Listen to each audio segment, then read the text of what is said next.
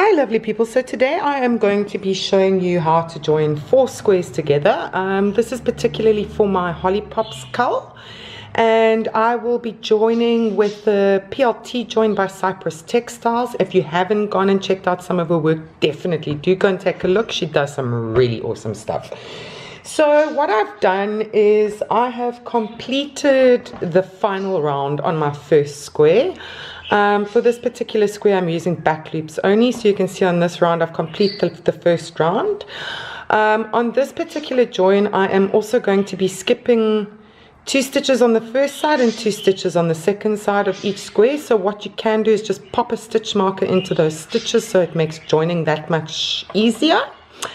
And then what I have done is I have worked the first side of the square that we're going to start joining. So I have basically worked a single crochet chain to single crochet into the corner space, single crochet back loop all the way along, and then I have worked a single and a chain 1 into that second corner space, and we are going to start joining. You can probably hear my budgies singing in the background there. Okay, so what we're going to do to begin this join is we are going to just slip stitch into the first corner of that square. So just pop your hook in there and work a little slip stitch, and there we go. Now what most people do is they work a chain 1 after that corner. Now I don't like to do this as a personal preference because to me the slip stitch compensates for that chain 1, so to me it just keeps that join a little bit tighter. Then you are going to work a single crochet into your corner so that that corner on that square is now complete. Then back loops only, single crochet into your first stitch. So you've now got 2 stitches on this square and 2 stitches on your first square, and you are going to begin joining. So you're going to work a single crochet into your first stitch over there. Whoopsie, let me just get that third loop so that my stitches don't pull open. Pull the loop up, pop your hook into the stitch. So we're going to be starting into that stitch. You see we've got the 2 skip stitches there. Pull the yarn through and single crochet, and you're just going to carry on joining all the way along until you reach the other side. You just keep working that single crochet into your back loops only, pull the loop up, pop the hook into the stitch, pull your loop through. I really like this join. My testers have a good moan at me when I use it, but I really like it. I think it's just a really pretty little join, and it's not too difficult to do. So you're just going to carry on all the way along until you reach that other side. That's my dog having a little yap now. And like I say, I'm working that third loop with my back loops. If you aren't familiar with this technique, it's actually quite a cool little trick. So what you do is when you work those back loops, you'll see there's that third little loop under that top loop, and you actually slide your hook into that loop, so you're picking up both of those loops, and then it stops those stitches from pulling open like they do when you work a back loop. It's quite a cool little trick, that one. So if you didn't know that one, now you do. You learned something new with the join. So I'm just going to speed up a little bit here so I can get to that other side. And remember, you're going to be skipping 2 stitches on that side also. So I'll show you what to do so you don't get confused, because this can be a little bit confusing with skipping stitches and pulling loops, and you know, if you've never done it before, it can be a little bit confusing, but don't panic, it's actually quite an easy little join. Okay, so let me get there. And what you can also do if you don't want to use stitch markers is you can count your joining stitches as you join, because you have got 26 stitches per side, and that would include your single crochet in each corner space. You're skipping 2 on each side, so it would give you 22 joining stitches basically. So like I say, you could actually count those stitches as you're going along. Okay, so we are almost at that corner now. Whoopsie daisy, and then sometimes you do that. There we go. Let me just get my yarn sorted. Okay, see what a pretty little join that makes. I don't know why my testers moan so much about this join. I really like it. Okay, let me just get to that corner. Just I'm on a slow crow today. Okay, almost there. So now remember, you have got a couple of stitches remaining on this square here, but we need to remember to skip the 2 stitches on this square. So let me just get in those last few stitches on this side. Oopsie.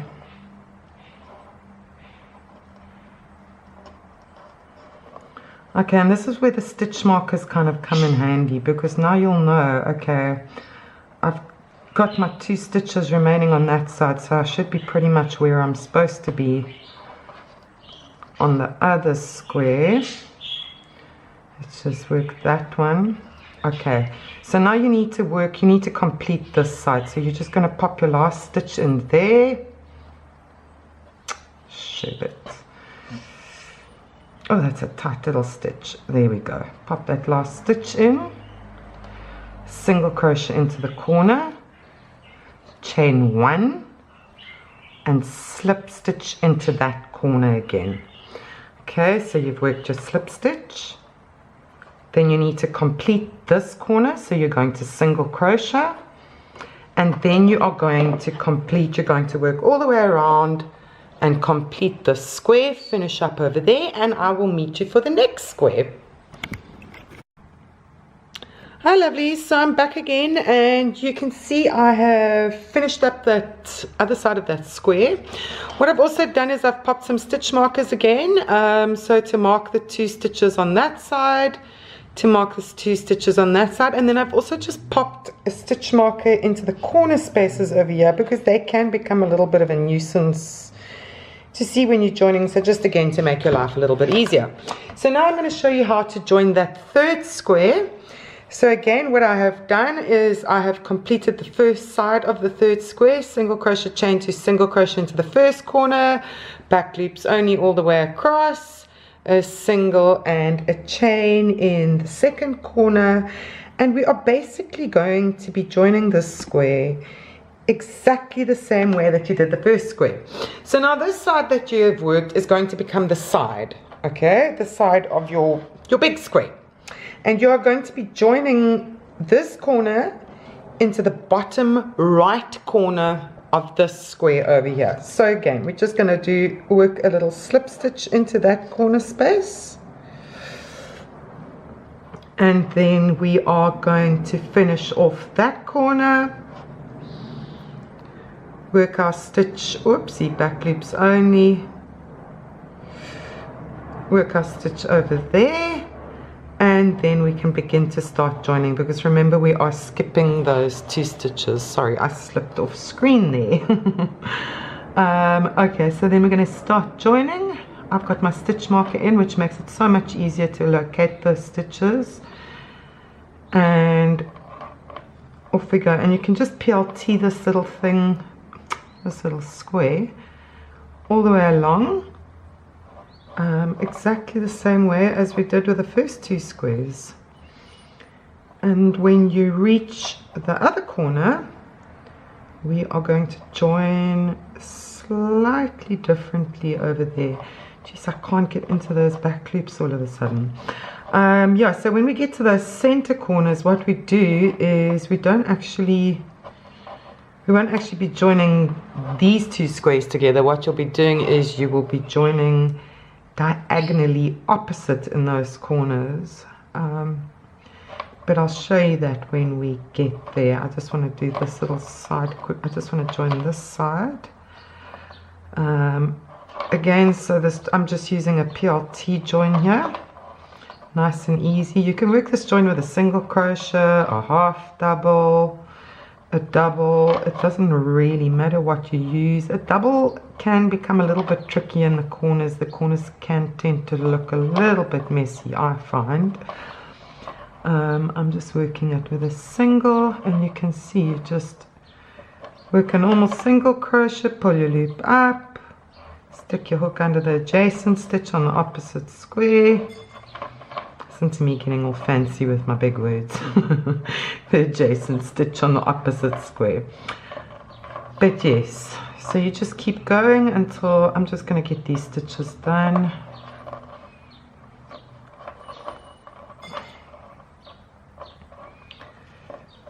All the way along. La la la la la. I've run out of things to say, so I thought I'd just sing for you. Shouldn't give up the day job, maybe. Okay, so we're almost there now.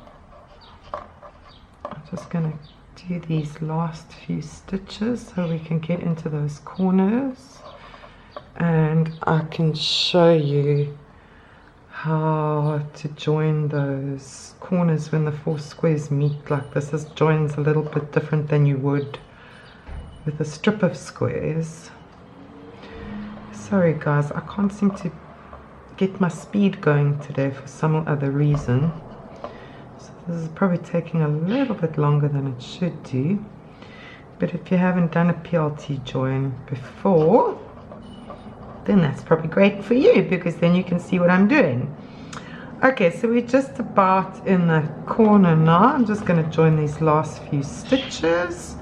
Remember to skip your 2 stitches. You can see I've marked with my stitch marker. Oopsie, which is now getting in my way. Okay, another 1 stitch there. Whoopsie. I hate it when you do that and then you pull a whole load of them out. Okay, so we've got that join now, and we are going to just finish this side. So we're just going to work that last single crochet over there, single crochet into the corner space, see, and work a chain 1.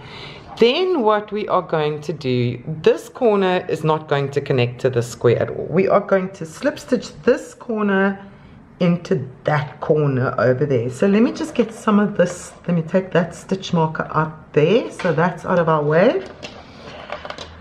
And then we are going to slip stitch across into that corner over there. So we've worked our little slip stitch and my hook stuck. There we go.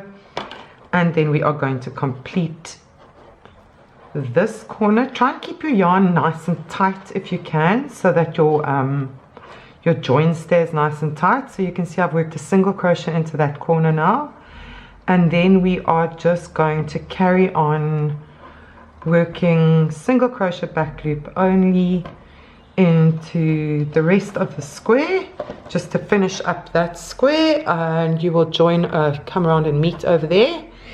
And then once you are done that, you can see that little join now.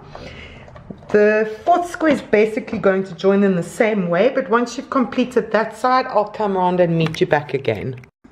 Hi lovely, so I'm back again. You can see I have already started joining my 4th square exactly the same way as you did with the first 3 squares. You start on your first side, single chain 2 single in your first corner, back loop all the way along, single chain 1, slip stitch into that corner space, and then I have PLT'd all the way up to my central join again. You can see I've got my 2 stitches there. I've worked that stitch on this side and my single and my first chain 1 into that corner space. Now again, we are going to slip stitch diagonally across, so we are basically going to be joining the purple square to the peach square. You can see I've popped in a stitch marker over here, so that corner is a little bit easier to find. You know, sometimes with a joining color, they become a little bit tricky to see what's actually happening there. So just pop that stitch marker in, it makes your life a bit easier. So we're just going to slip stitch across. Try and keep that slip stitch as tight as you can, just so that your join's nice and tight. Remember, you're slip stitching across all those corners.